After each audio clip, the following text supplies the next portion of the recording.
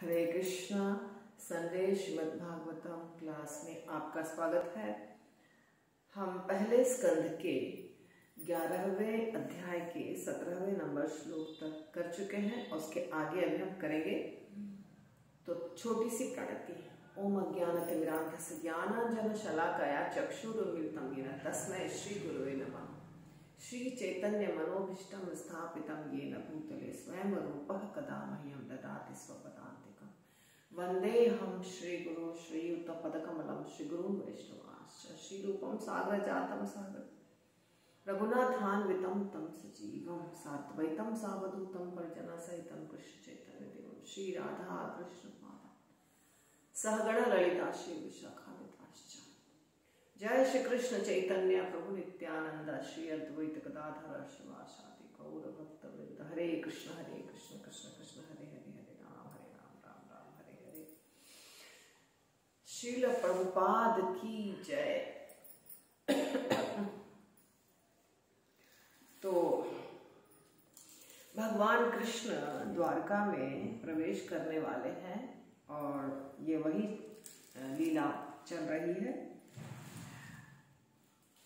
तो यहाँ जब भगवान जाने वाले हैं अपने महल की ओर, तो सारे हमने देखा कि कैसे सारे लोग बहुत उत्साहित हैं, बहुत खुश हैं और भगवान से मिलने के लिए दौड़े चले आ रहे हैं। तो इसके पहले के श्लोक में हमने देखा था कि वसुदेव, अक्रूर जी, उग्रसेन जी, बलराम जी, प्रद्युम्न, चारुदेशन, जाम्बवती के पुत्र सांब, ये सब अपना जो भी कार्य कर रहे थे, कोई खा रहे थे, कोई सो रहे थे, कोई बैठे हुए थे, सब छोड़ करके भगवान की तरफ दौड़ गए। और वे क्या कर रहे थे? वे फूल लिए ब्राह्मणों समेत रथों पर भगवान की ओर तेजी से बढ़े। उनके आगे आगे सौभाग्य सूचक हाथी थे, शंख तथा तुरही बज रहे थे और वैदिक स्तोत्र उच्चारित हो रहे थे। इस प्रकार उन्होंने स्नेह सिक्त अभिवादन किया। तो ये सब वैदिक या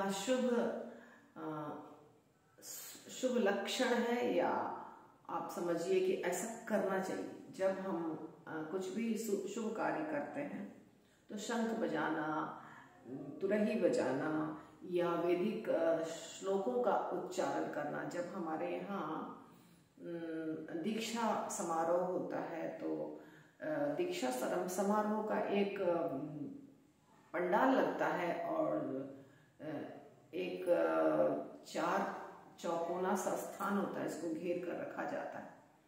उसके चारों कोनों पर भगवत गीता और भागवतम के श्लोकों का उच्चारण किया जाता है। ये बहुत आवश्यक है। ये शुभ वहाँ का वाइब्रेशन को शुभ करने के लिए किया जाता है। तो हाथी भी आगे आगे चल रहे थे और ब्राह्मणों के साथ और फूल लेकर के भगवान की ओर दौड़ रहे थे। तो उस समय सैकड़ों विख्यात वेश्याएं विविध सवारियों पर आरूढ़ होकर आगे चली। वे सभी भगवान से मिलने के लिए उत्सुक थीं और उनके सुंदर मुखमंडल चमचमाते कुंडलों से सुशोभित थे, जिनके कारण उनके गालों की शोभा बढ़ रही थी। तो श्रीमद् भागवतम का श्लोक है ये, ऐसा नहीं है कि किसी साधारण व्यक्ति ने कहा है। और यहाँ ये बताया जा रहा है कि वेश्याएं थी, विख्यात वेश्याएं, बहुत सारी वेश्याएं थी। कितनी? सैकड़ों। और वो सब भी भगवान से प्रेम करती थी, वो भगवान से मिलने के लिए उत्सुक थी और उनके सुंदरता का भी वर्णन किया जा रहा है यहाँ कि उनके कुंडल थे, चमचमा रहे थे और लाल लाल गाल थे उनके।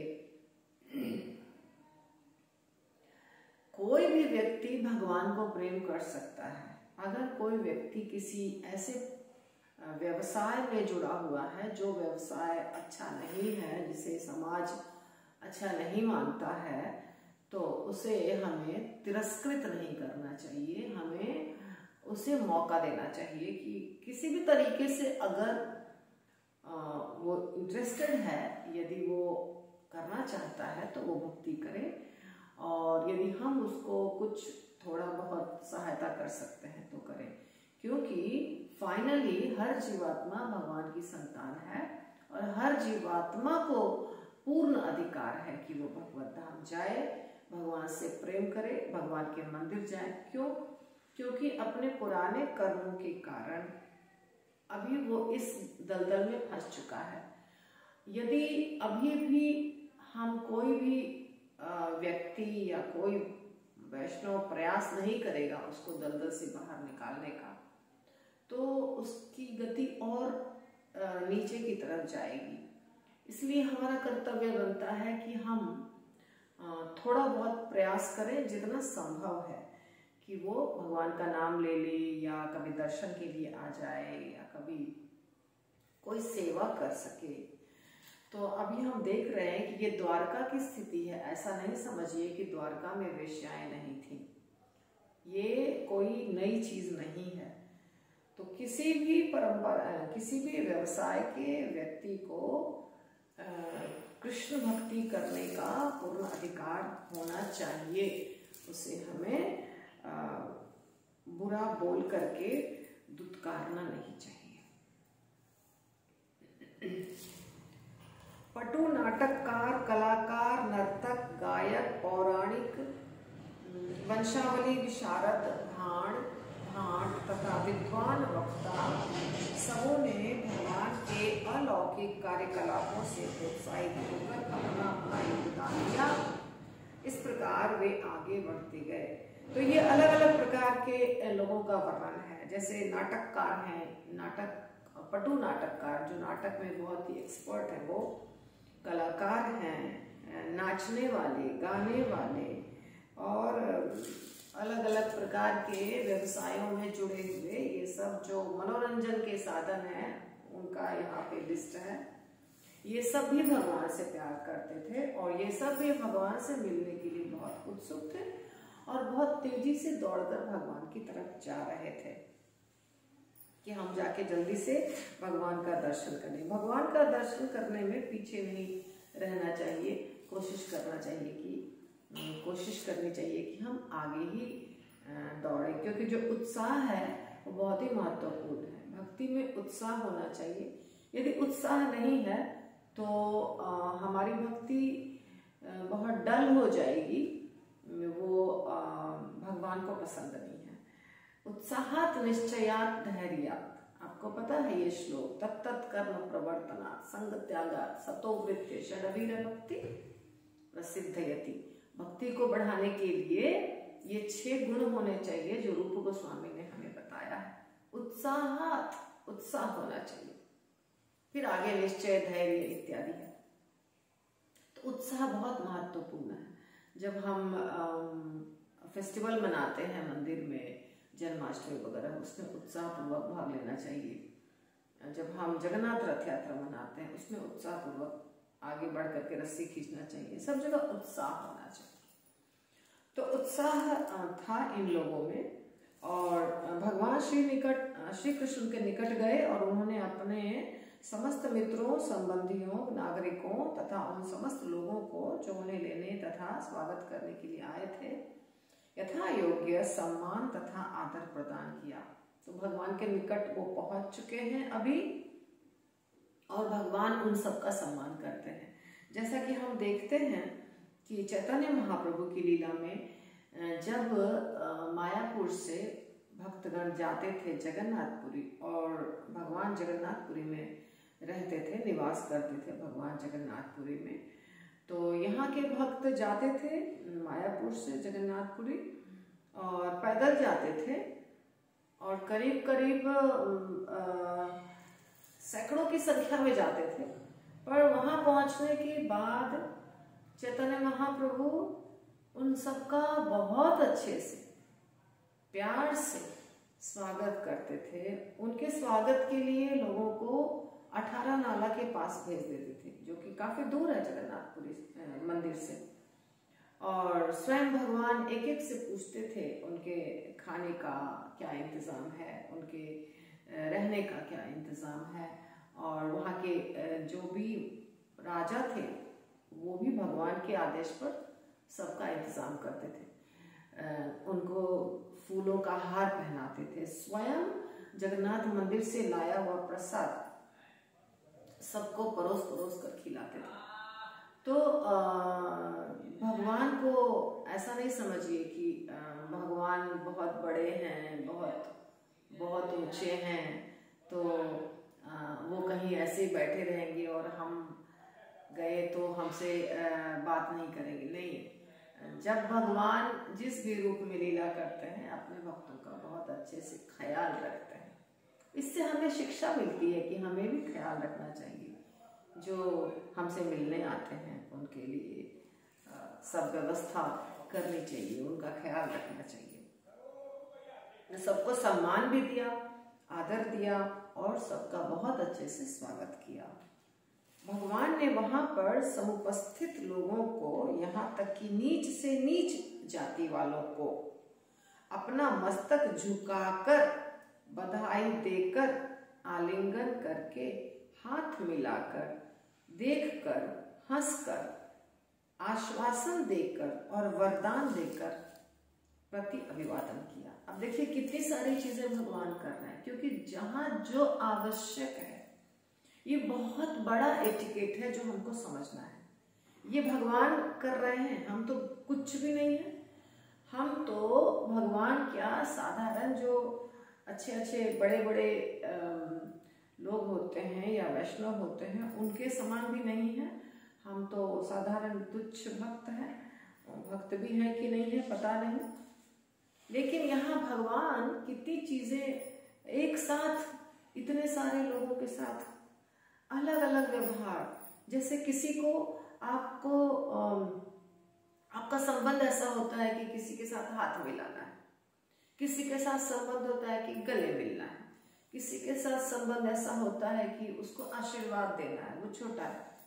किसी के साथ ऐसा संबंध होता है कि आपको उसको झुककर प्रणाम करना है क्योंकि वो आपसे बड़ा है। किसी से पूछना है कि आप कैसे हैं, या आप भूखे तो नहीं हैं, आपको भूख तो नहीं लगी है, आपको प्यास लगी है, आपको पानी दूं, आपको वस्त्र चाहिए, आपको जो चीज चाहिए।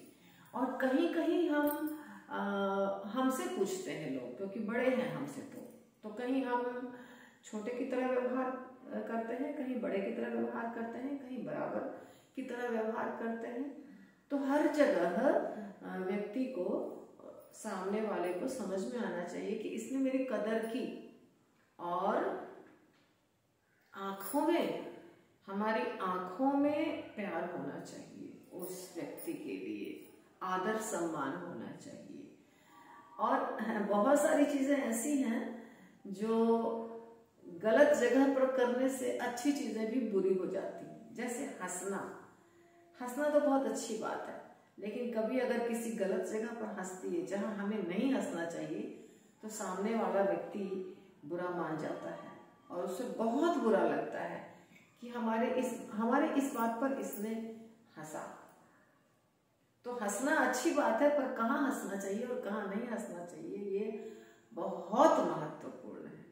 थोड़ी बहुत नहीं, बहुत बहुत बहुत ही जरूरत है कि हम सोच करके करें कि हमें कहाँ क्या करना चाहिए।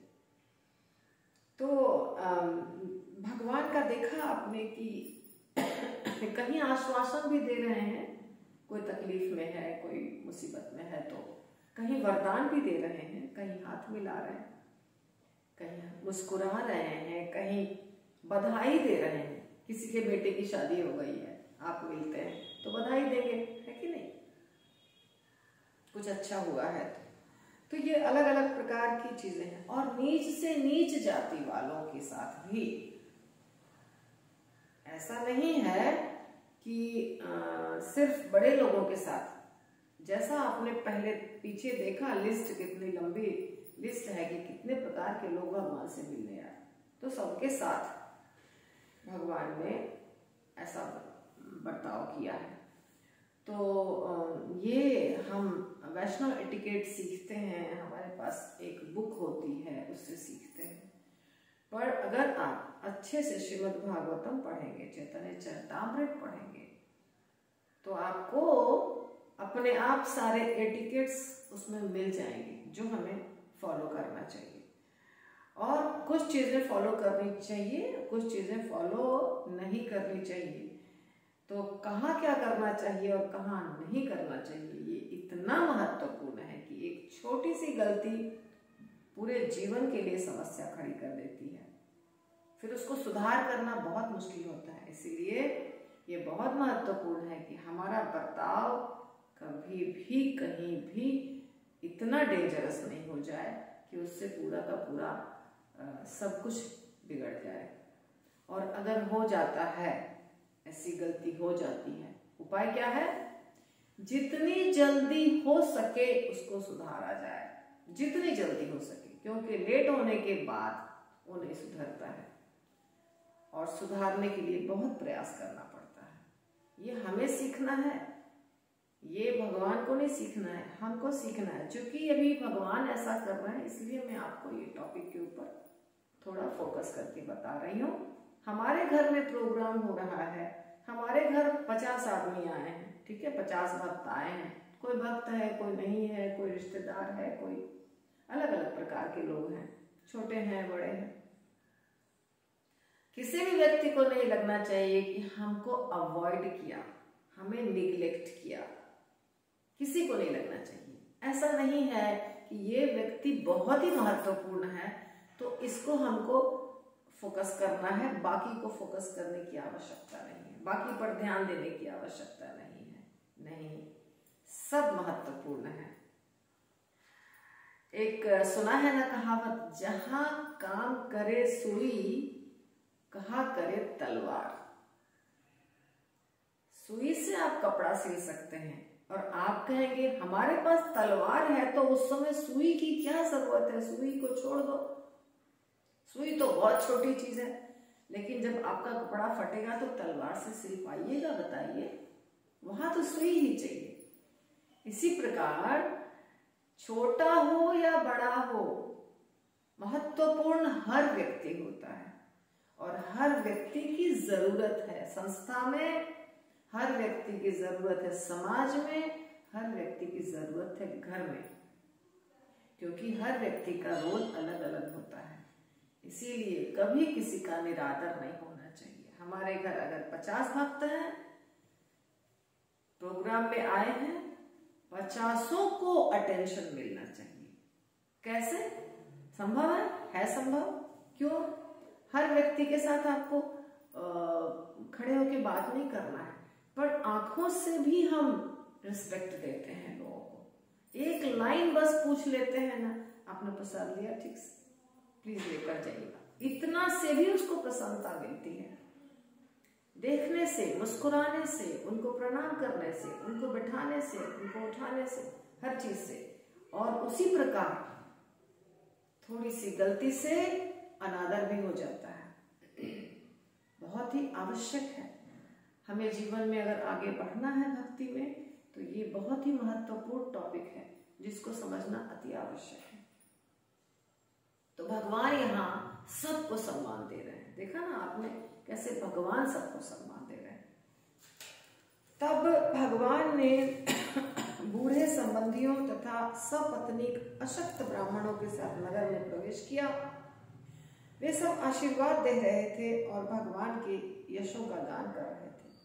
दूसरे लोगों ने भी भगवान की महिमा की बड़ाई की।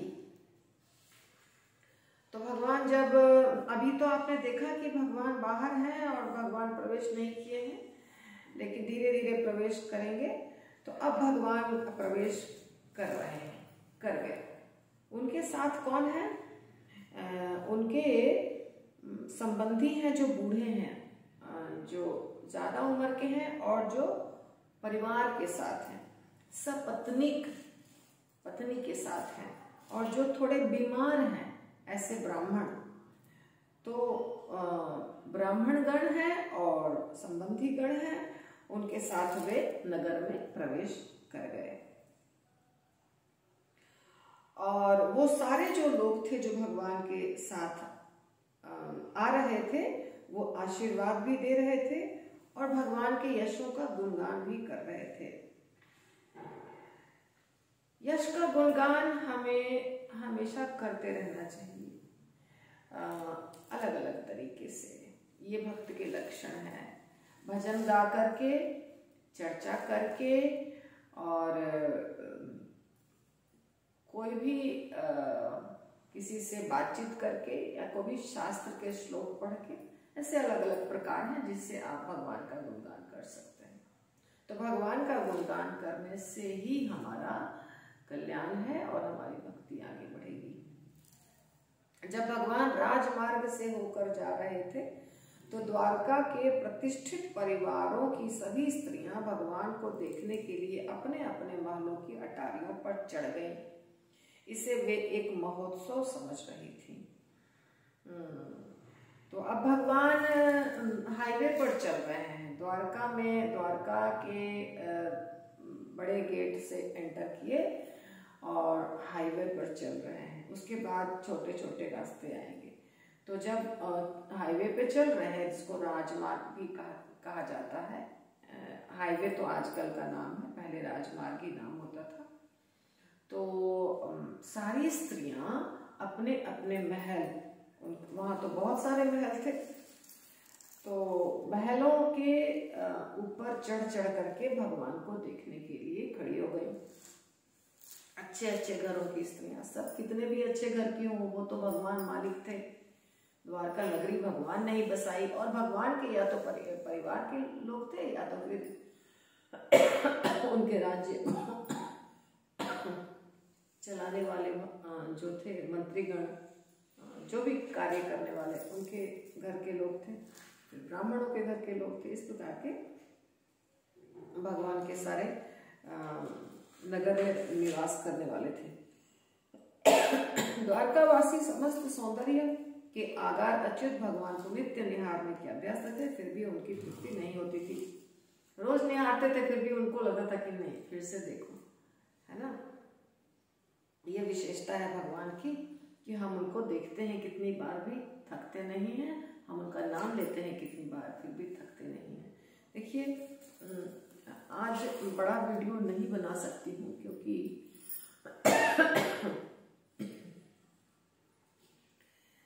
डेटा पे लोड करना है, मुझे नहीं मालूम लोड कर पाऊंगी कि नहीं, कितना वाईफाई नहीं है यहाँ पे, तो मैं यहीं पे समाप्त करती हूँ।